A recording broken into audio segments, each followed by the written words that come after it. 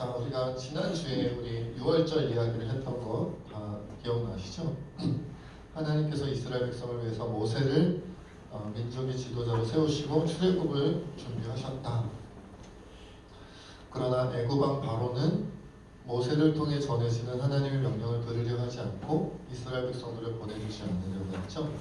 오히려 원래는 집을 주고 벽돌을 만들라고 했었는데 이제 집도 주지 않고 이스라엘 백성들을 직접 주어서 벽돌까지 만들게 하는, 일은 줄여주지 않고 일을 오히려 늘려서 더 혹독한 고난을 당하게 돼서 오히려 백성들이 모세와 아론을 원망하는 지경에까지 이르게 되었고, 그러자 하나님께서 어떻게 하셨어요? 10가지 재앙을 통해 애굽 땅 그리고 애굽 왕 바로가 더 이상 이스라엘을 붙잡아 두지 못하도록 인도하셨죠. 그래서 마지막 10번째 장자 죽음의 재앙을 통해 애굽 왕 바로와 애굽이 어떻게 해요? 하나님 앞에 항복을 선언하죠. 이스라엘 보내겠다. 이것이 이제 6월절 탄생의 이야기가 되는데, 자, 그런데 사실 여기까지만 보면 하나님의 구원의 역사가 다 끝난 것처럼, 이제 실제로 애굽에서 이집트에서 이스라엘 백성이 나왔기 때문에 다 끝난 것처럼 보였죠. 끝났나요? 안 끝났나요? 우리가 알다시피 끝난 것이 아니었어요. 문제는 두 군데 있었습니다. 하나님께서도 아직 끝내신 게 아니고 애굽 사람들도 끝내지 않은 데 있었어요. 자, 오늘 본문 앞에 있는 출애굽기 14장 1절에서 3절까지의 말씀을 다시 1절부터 3절까지의 말씀을 읽어보겠습니다. 여호와께서 모세에게 말씀하여 이르시되 이스라엘 자손에게 명령하여 돌이켜 바다와 믹돌 사이에 기하히로다 곧 바알스본 맞은편 바닷가에 장막을 치게 하라. 바로가 이스라엘 자손에 대하여 말하기를 그들이 그 땅에서 멀리 떠나 광야에 갇힌 바 되었다 하리라. 자, 이 내용이 굉장히 중요한 의미를 가지고 있습니다. 어떤 의미냐면 하나님께서 모세를 통해 명령하시기를 이스라엘 자손을 어디로 이끌려고 말씀하시냐면 바알스본 맞은편 바닷가에 장막을 치게 하셨어요. 그쪽으로 가서 장막 쳐라. 그러니까 어디로 가야 되는지를 정확하게 알려주신 것이죠. 어디다 천막을 치고 있어. 그러면 바알스본 맞은편 바닷가는 어떤 곳이냐면 양옆이 산으로 막혀있는 곳이라고 해요. 그리고 뒤에는 사막이 있고 앞에는 홍해 바다가 가로막혀져 있는, 그러니까 뒤로 사막으로 물론 갈 수는 있겠지만 양옆은 산이고 앞에는 바다니까 갈 곳이 딱히 마땅히 없는 지형이죠. 그런데 애굽 왕 바로가 이스라엘을 이제 애굽에서 이집트에서 내보낸 다음에 그냥 보내고 끝냈어야 되는데 아마도 이제 소위 말하면 이스라엘을 정탐하는 정탐꾼들이 계속 따라다녔던 것으로 보여요. 그래서 이스라엘이 광야에 갇혔다고 판단하게 된 것이다. 3절에 보니까 뭐라 그래요? 바로가 이스라엘 자손에 대하여 말하기를 그들이 그 땅에서 멀리 떠나 광야에 갇힌 바 되었다 하리라. 그러니까 정탐꾼들이 있었던 거죠. 계속 따라다니면서 이스라엘이 어떻게 지내는지 보고 있었던 거예요. 그러다가 저들이 엉뚱한 길로 갔습니다. 광야에 갇혔습니다. 양옆에는 산이고 앞에는 바다고 뒤에는 사막밖에 없으니까 뒷길밖에 없는 거죠. 사실은 그런 곳에 있습니다. 자, 오늘 4절 말씀, 출애굽기 14장 4절 말씀 함께 읽어보겠습니다. 시작. 내가 바로의 마음을 완악하게 한즉 바로가 그들의 뒤를 따르리니 내가 그와 그의 군대로 말미암아 영광을 얻어 애굽 사람들이 나를 여호와인 줄 알게 하리라 하시매 우리가 그대로 행하리라. 내가 바로의 마음을 완악하게 한다. 여기서 나는 누굴까요? 하나님이시죠. 여호와 하나님. 하나님께서 바로의 마음을 완악하게 해서 광야에 갇혔다고 판단하게 만들고 그 이스라엘을 뒤따르게 하리니 온 그 애굽 왕 바로와 그의 군대로 말미암아 하나님께서 영광을 얻어 여호와인 줄 알게 하시겠다라고 말씀하십니다. 이 부분을 표준 세번역으로 보면 이렇게 기록되어져 있습니다. 앞부분만 번역하면요, 내가 바로의 고집을 꺾지 않고 그대로 둘 터이니 그가 너희를 뒤쫓아 올 것이다. 그러니까 바로의 마음을 완악하게 한다는 표현이 표준 세번역에는 어떻게 되어 있냐면 바로의 고집을 내가 꺾지 않고 그대로 내버려 두겠다라고 표현되어져 있습니다. 그러니까 나쁜 마음이 없었던 바로의 마음에 하나님께서 나쁜 마음을 집어넣어가지고 완악하게 하셨다라는 느낌이라기보다는 그가 가지고 있는 완악한 마음을 어떻게 했다? 내버려 두겠다. 내버려 두겠다. 이거죠. 한마디로 여러분, 출애굽한 이스라엘을 언젠가는 애국 군대가 추격하여 쫓아올 줄 하나님께서 아셨다는 거야, 모르셨다는 거예요? 아셨다. 아니, 의도하셨다. 이것이 맞는 말이죠. 하나님께서 의도하셨다. 말하자면 애국 왕 바로와 애국 군대는 누구에게 속은 거예요? 하나님께 속은 거죠. 하나님의 의도대로 시험에 빠진 거예요. 왜냐? 그들이 악한 마음을 계속 품고 있기 때문에. 하나님은 아셨어요. 그러니까 하나님께서 너희 한번 당해봐라 이거라기보다는 너희는 이렇게 악한 모습 그대로 죄를 지을 줄 내가 뻔히 안다는 것이 하나님의 뜻이다라는, 하나님의 마음입니다. 그들이 여전히 악함 가운데서 벗어나지 않았다는 사실, 10가지 재앙이 내려졌지만 거기서 회개하지 않았다는 사실을 누가 아신다? 하나님 알고 계신다. 함정에 빠질 줄 안다, 시험에 빠질 줄 안다 했더니 역시나 어떻게 해요? 빠지는 거죠. 그래서 이후에 되어지는 일들은 여러분들 잘 아시죠? 이후에 홍해가 열려서 이스라엘 군대는 지나가고 나중에 이제 애국 군대는 빠지는 것을 우리가 알게 되죠. 그러면 도대체 왜 애굽 왕 바로와 애국 군대를 시험에 빠뜨리시고 그들로 하여금 그 홍해 바다에 갇혀서 몰살당하게 하셨을까요? 이것은 애굽에 대한 하나님의 무엇이에요? 완전한 심판을 온전히 펼치시는 거죠.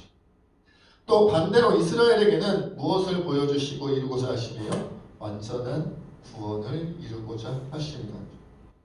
여러분, 지난 주일에 기억하시는지 모르겠는데 애굽에 10가지 재앙이 내려졌다는 것은 무엇을 의미한다고 했어요? 그만큼 애굽 사람들이 어떻다? 죄악으로 가득하다, 완악하다. 저는 생각해보니 어릴 때부터 그런 생각했어요. 저는 한두 가지 재앙만 내려도 두 손 두 발 다 대고 하나님께 항복했을 것 같아요. 그렇지 않나요? 좀 많이 완악하다 할지라도 서너 가지 재앙만 내려줘도 하나님 항복, 야 이스라엘 가라 이랬을 것 같은데 9번을 버티는 거예요. 9번. 그래서 그 신하들이 애굽 왕 바로에게 뭐라 그럽니까? 왕이셔, 지금 애굽 망했습니다. 우리 다 망했습니다. 그런데도 아직도 고집을 피우시면 어떡합니까? 라고 신하들이, 애굽의 왕의 신하들이 그렇게 왕에게 간청할 정도로 9번의 재앙이 내려졌는데 그것도 가벼운 재앙이 아니고, 그런데 그 9번을 버티고 마지막 왜 버티지 못해요? 장자의 죽음, 그 장자의 죽음 가운데 누구도 있었어요? 애굽 왕 바로의 장자까지 죽고 나니까, 그리고 나니까 이제 항복해버린 거죠. 근데 그것이 완전한 항복이 아니었다는 거예요. 보내 죽어도 마음이 미련이 남아서 정탐꾼들을 보내 이스라엘이 어떻게 돌아다니는가를 지켜보게 하고 딱 광야에 갇혔다는 소리를 듣자마자 애국군들을 총출동시켜서 이스라엘 잡아오든지 죽이든지 모르겠어요. 그들을 다시 포로로 다시 끌고 오려고 했는지 거기서 그냥 몰살시키려고 했는지 아무튼 총출동시켜버렸단 말이에요. 아직도 바로와 애국은 뭐를 못 차렸다? 정신을 못 차렸다. 이것이 인간의 모습이다. 여러분, 죄인이라고 하니까 우리가 사실 그렇게 큰 죄인은 아니잖아요. 그렇지 않나요? 여러분의 죄가 느껴지세요? 예수님 처음 믿을 때 여러분이 정말 죽어 마땅한 지옥에 가는 것이 마땅한 죄인이라고 느끼셨습니까? 아니면 그때는 느끼셨다 할지라도 이제 신앙생활하고 변화되고 회개한 지 이제 한 20년, 30년, 길게 되신 분은 한 60년, 70년 되셨잖아요. 그만큼 시간이 흘렀으면 이제 신앙생활도 오래 했고 많이 성화됐을 때고 이제는 우리가 그렇게 큰 죄인은 아니지 않아요?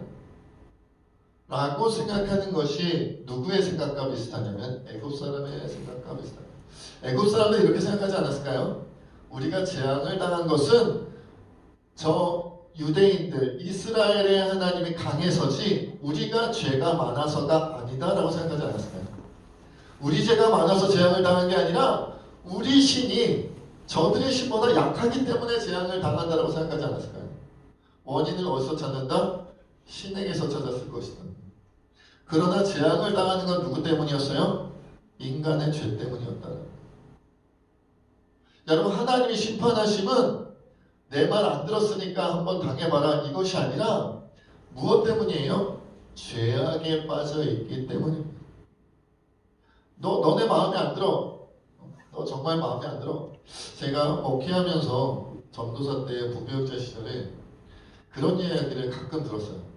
세상 모든 죄는 다 용서가 되는데, 이건 제 인간관계에서 말하는 거예요. 인간관계에서 세상 모든 죄는 다 용서가 되는데, 성경 말씀에 있는 대로 다 용서해주려고 그랬잖아요. 원수도 사랑하라 그랬으니까 세상 모든 죄는 다 용서가 되는데 한 가지 죄는 용서가 안 된대요.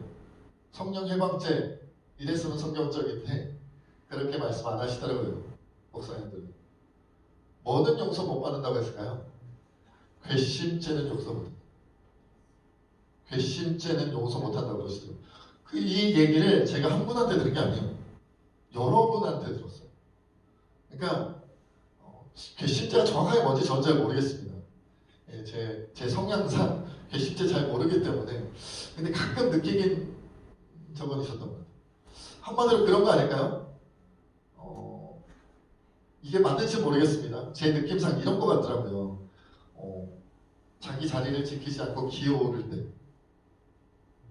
은혜를 베풀었는데 그것을 망각하고 되갚지 않을 때, 내가 이만큼 잘해줬는데 너는 왜 나한테 안 해줘? 이런 거 아닌가요? 그런 것들, 약간 버릇없는 느낌도 들고요. 아무튼 약간 이 복합적인 어떤 느낌으로 발생되는 것이 괘씸죄인데, 괘씸죄에 빠지면 이건 용서가 안 된다, 그렇게 말씀하시더라고요.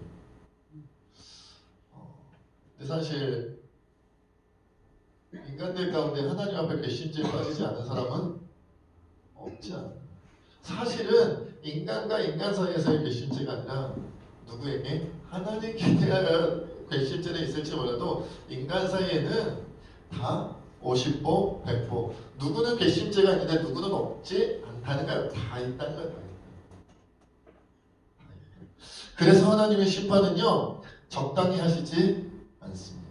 심판이 결정되는 순간 아예, 여러분 10가지 재앙으로 끝났으면 애국 군대는 살아남았겠죠. 애국은 그래도 아직 막강한 힘을 갖고 있었을 거예요. 그죠?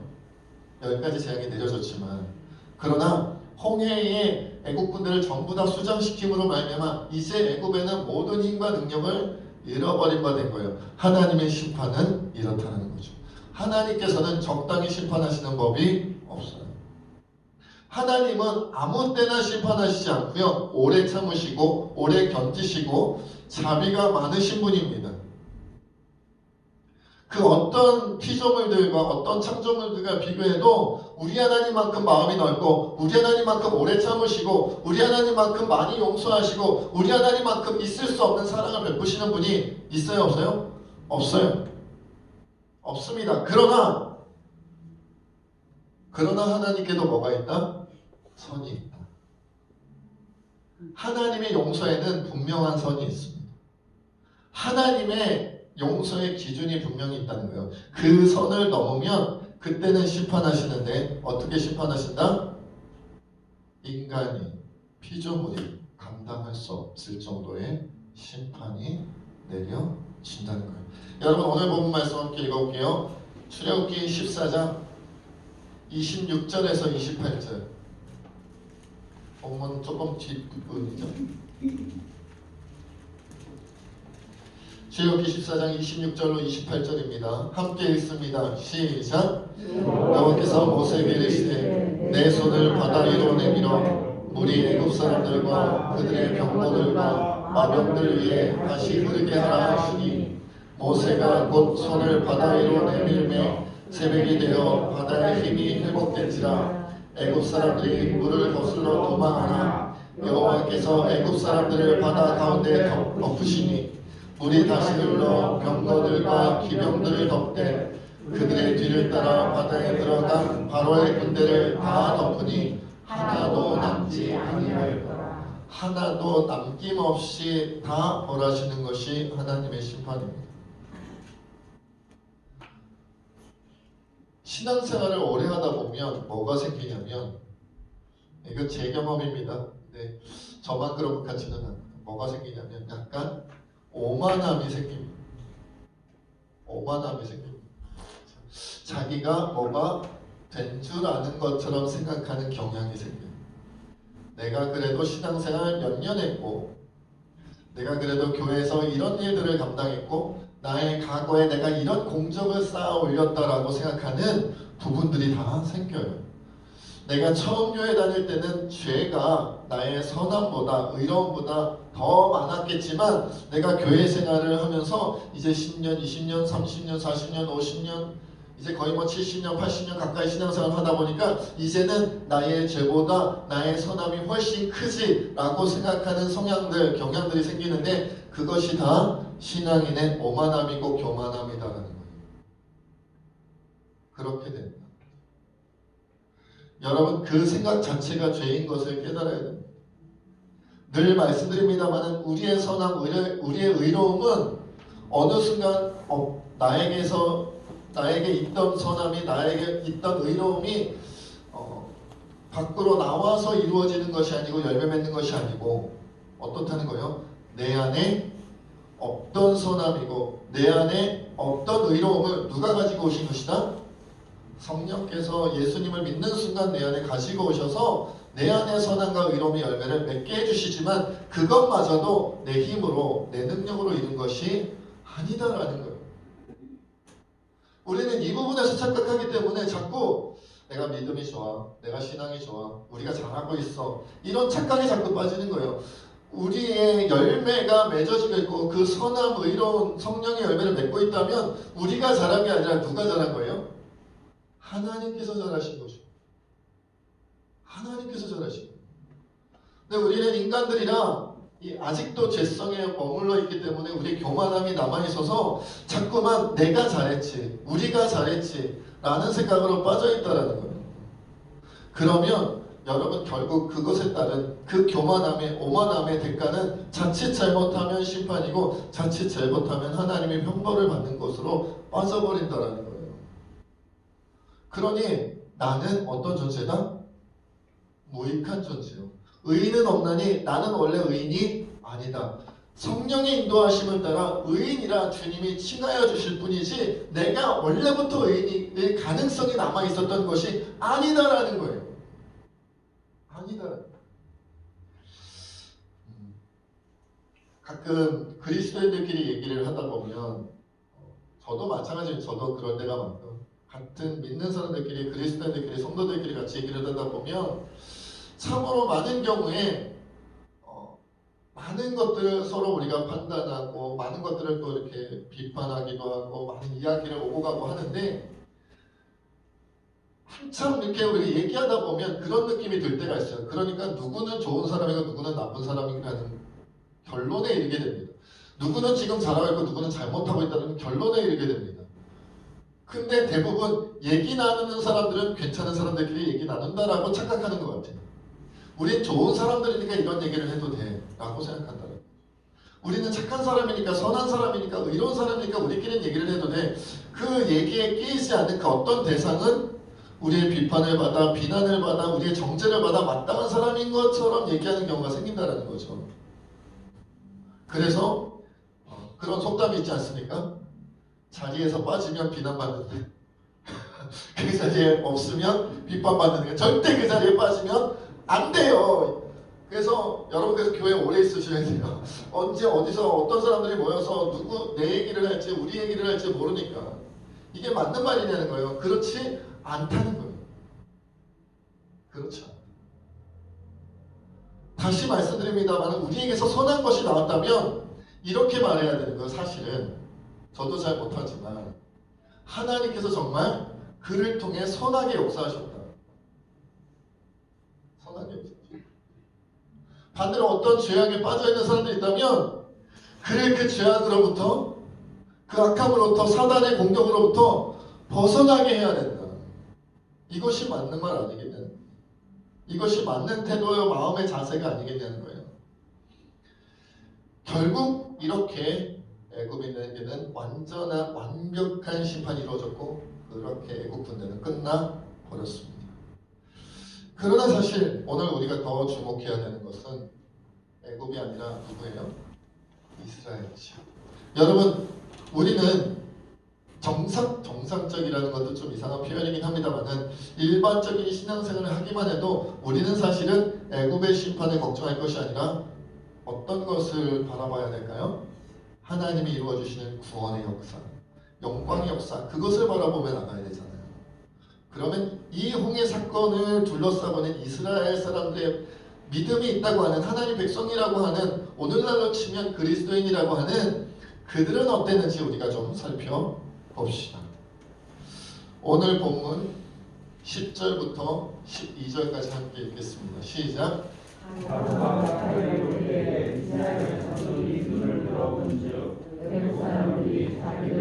이름치라 이스라엘 자손이 심히 두려워하여 여호와께 부르짖고 그들이 또 모세에게 이르되 애굽에 매장지가 없어서 당신이 우리를 이끌어내어 이 광야에서 죽게 하느냐?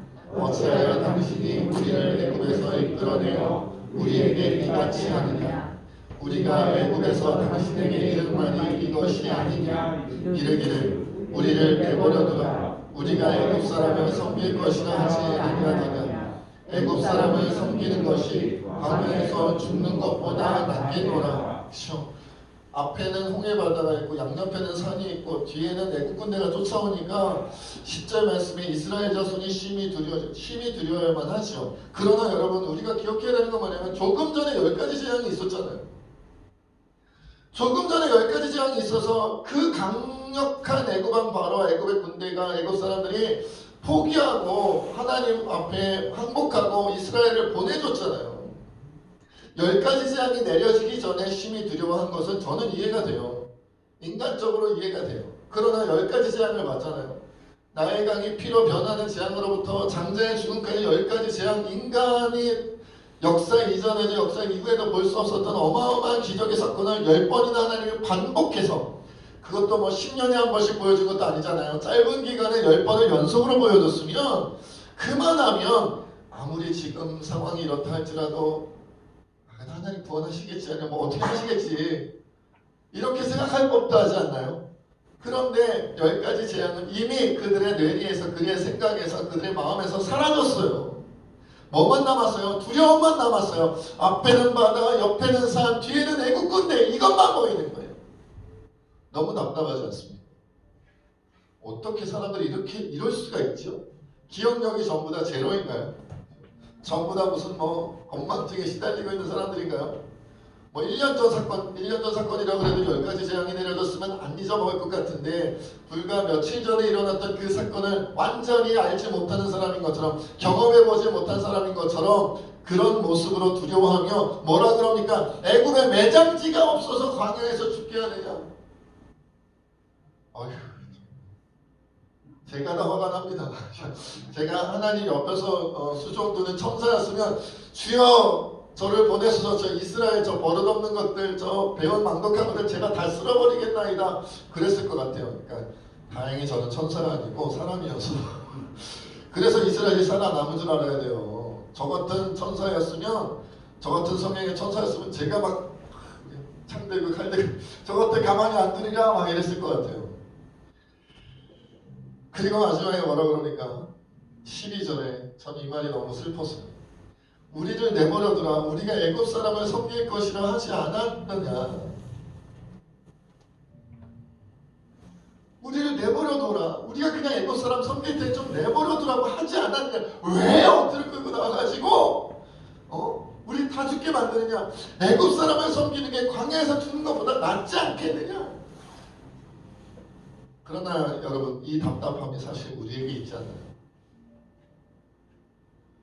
우리가 모세 이야기, 출애굽의 이야기를 시작할 때 맨 처음에 기억나시는지 모르겠는데, 하나님께서 모세를 부르셨다. 타지 않는 떨기나무 가운데서 하나님께서 민족의 지도자, 해방의 제도자, 출애굽의 지도자로 모세를 세우셨다 했을 때 무슨 얘기했죠? 주님이 우리를 부르셨다? 소명 얘기했죠. 소명. 6월절 사건은 뭐라고요? 장자 죽음인데 그 장자 죽음은 사실은 누구를 의미하는 거예요? 어린 양의 피를 바르는 것은 예수 그리스도의 피를 우리가 그 공로로 살아남게 되는 것을 이야기한다 그랬죠. 오늘날 우리가 주님이 우리를 부르셨고 예수의 피로 우리를 살려주셨는데 우리는 애굽 사람을 섬기고 싶어하는 거예요. 왜? 그게 편하니까, 익숙하니까, 위험하지 않다고 생각하니까. 주님, 여러분 기도하는 줄 알았네. 여러분, 제가 그런 설교 중에 그런 얘기를 몇 번 했던 것 같아요. 기도응답이 정말 좋을까? 기도응답이 정말 좋을까? 기도 가운데 하나님과 교통하는 게 정말 좋습니까? 기도 가운데 하나님과 교통하게 되고 기도응답을 받기 시작하면 여러분 우리는 각오해야 됩니다. 왜냐하면 주님이 우리를 부르시기 때문에요. 부르신다는 게 교회로 나와라, 이제 교회 출석 좀 해라 이런 부르심이 아니라 부르실 때 무엇을 위해서 부르신다고요? 사명을 위해서 부르신다. 난 아무리 기도해도 별로 이렇게 속 시원하지가 않아. 기도가 되는 건지 안 되는 건지, 주님이 들으시는지 안 들으시는지, 주님과 교통이 되는지 안 되는지 잘 모르겠어. 안전하신 거예요. 다행이에요. 여러분은 아직 모세의 소명이 아닌가 봅니다. 아니면 부르는데 여러분이 안 듣고 있거나 모르는 척하고 있거나 준비가 안 됐으니까 안 부르시는 거죠. 모세도 40세에 부르신 게 아니라 언제 부르셨다고요? 80세에 부르셨잖아요. 준비가 덜 되셨나 봅니다. 연단이 덜 되셨나 봅니다. 근데 그게 좋은 거냐고요. 여러분, 연단이 덜 된 게 좋은 겁니까? 성화가 덜 된 게 좋은 겁니까? 믿음이 자라지 않은 게 좋은 겁니까? 여전히 제자리 걸음하고 있는 건 어쩌면 오히려 예전보다 못한 신앙생활을 하고 있고 그 신앙이 꺾여버린 것이 다행인 겁니까? 그렇다면 그래도 됩니다.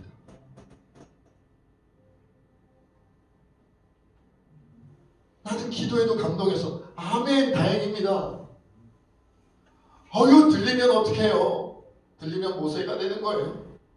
들리면 이사야가 되는 거예요. 그들이 어떻게 살았는지 여러분 모르십니까? 들리면 세례요한 되는 거예요. 안 들리는 게 어쩌면 우리에겐 다행이라고 여겨질지. 모세야, 왜 와가지고 하나님의 말씀을 우리에게 전하느냐?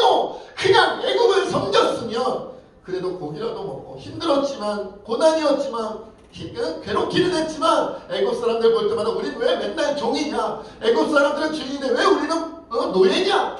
좀 한탄스럽기는 했지만 먹고 마시며 살아가면 어려움은 없었는데 모세야, 왜 와서 우리에게 하나님의 말씀을 전해줌으로 말미암아 우리를 이렇게 괴롭히느냐?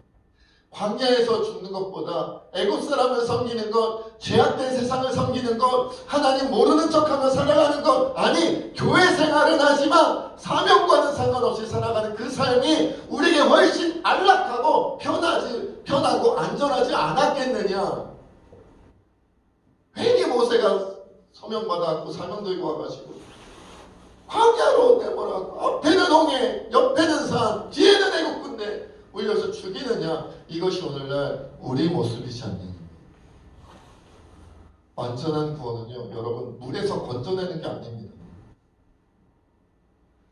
물에서 건져내는 게 구원이 아니에요. 물에 빠진 사람 목숨 살려준 게 완전한 구원이 아니고요. 하나님께서 보시는 완전한 구원은 뭐냐면, 하나님께서 주시는 완전한 구원은 뭐냐면, 물에 빠져 숨 넘어가는 사람 살려서 살린 다음에 그를 연단하고 그를 성화시키고 그의 신앙이 자라게 해서 하나님의 사람으로, 그리스도의 군사로, 하나님의 일꾼으로 세워 사명 감당하게 하는 것이 완전한 구원입니다.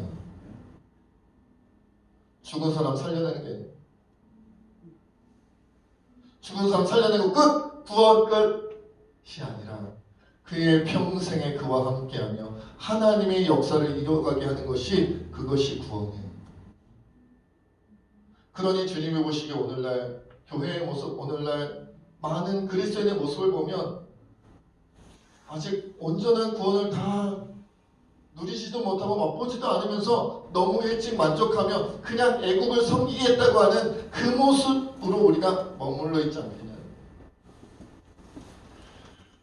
이 안타까운 믿음이 무너져버린 이스라엘 사람들 앞에 모세를 통해 하나님이 이렇게 말씀하십니다. 우리 13절 14절 함께 읽어보겠습니다. 시작. 모세가 백성을 이르되 너희는 두려워하지 말고 가만히 서서 여호와께서 오늘 너희를 위하여 하시는 구원을 너희가 오늘 본 애굽 사람을 영원히 다시 보시리 아니하리라. 여호와께서 너희를 위하여 싸우시니 너희는 가만히 있을지니라. 주님이 말씀하십니다. 너희는 두려워하지 말고 가만히 서서 여호와께서 오늘 너희를 위하여 행하시는 구원을 보라. 여호와께서 너희를 위하여 싸우시리니 너희는 가만히 있을지니라. 우리가 막 대단한 걸 해야 되는 게 아니라 도망가지만 않으면 돼. 도망가지만 않으면 돼. 다시 애굽으로 도망가지만 않으면 하나님이 하시고 우리는 끊임없이 요동칠 거예요. 그냥 포기하고 애굽으로 갈까? 그냥 포기하고 애굽으로 갈까? 나도 할 만큼 했다. 나도 버틸 만큼 버텼지. 이만하면 많이 버틴 거지. 남들 보니까 얼마 못 버티던데 이만하면 오래 버텼으니 다시 애굽으로 가자. 주님이 말씀하십니다. 그 자리에 있기만 해도 내가 싸우리. 내가 싸우리. 마틴 루터 이야기로 마무리 짓겠습니다. 마틴 루터가 종교개혁의 바람이 막 이렇게 거세게 불 때 이렇게 고백을 했다고 해요. 마틴 루터의 고백입니다. 나의 증조부와 조부 그리고 내 아버지는 모두 농부셨다. 후에 나의 아버지는 광산촌으로 이사를 가서 나를 낳으셨다. 나의 아버지는 장차 내가 광산촌의 읍장이 되는 것을 원하시다. 광부의 읍장이 되기를 원하시다는 거예요. 그런데 나는 학사학위를 받고 석사가 된 후에 학자가 되는 길을 버렸다. 그리고 아버지가 그토록 싫어하던 수도사가 되었다. 학사를 얻고 석사가 되고 학자가 됐는데 그것도 버리고 수도사가 됐다는 거죠. 그러다가 나는 교황과 대적하여 싸우게 되었고 파괴한 순위와 결혼까지 하게 되었다. 누가 이런 일들을 점칠 수 있으면 또 여겨날 수 있단 말인가? 그렇다. 나는 태어나고 싶어서 태어난 것이 아니다. 그리고 나의 앞길이지만 나는 그 길을 모른다. 다만 나는 하나님을 믿고 살아갈 뿐이다. 나에 대한 모든 일은 하나님의 섭리 중에 이루어짐을 믿기 때문이다. 마틴 루터는 농부가 될 가능성이 높았고요. 그 다음에 확률은 광부가 될 확률이 높았던 사람이고 그 다음에 확률은 학자가 될 확률이 높았던 사람인데 그 다음으로는 무난하게 수도사로 살아갔어야 했던 사람인데 하나님이 그를 쓰셔서 종교개혁을 이루게 하셨고 순위였던 여인과 결혼하게 하셨습니다. 자기도 왜 이렇게 살게 되었는지 모르겠다는 거예요. 물러나지만 않으면 주님 앞에서 물러나지만 않으면 이렇게 산다는 거죠. 여러분이 어릴 때 생각했던 삶과 지금은 비슷합니까? 이렇게 살게 될 줄 아셨습니까? 지금까지는 어땠는지 몰라도 앞으로는 하나님 앞에서 벗어나지 마십시오. 도망가지 마십시오. 지금부터 하나님께서 여러분을 아름답게 인도하시고 합니다. 우리 이 시간 함께 하나님 그렇게 기도하나요?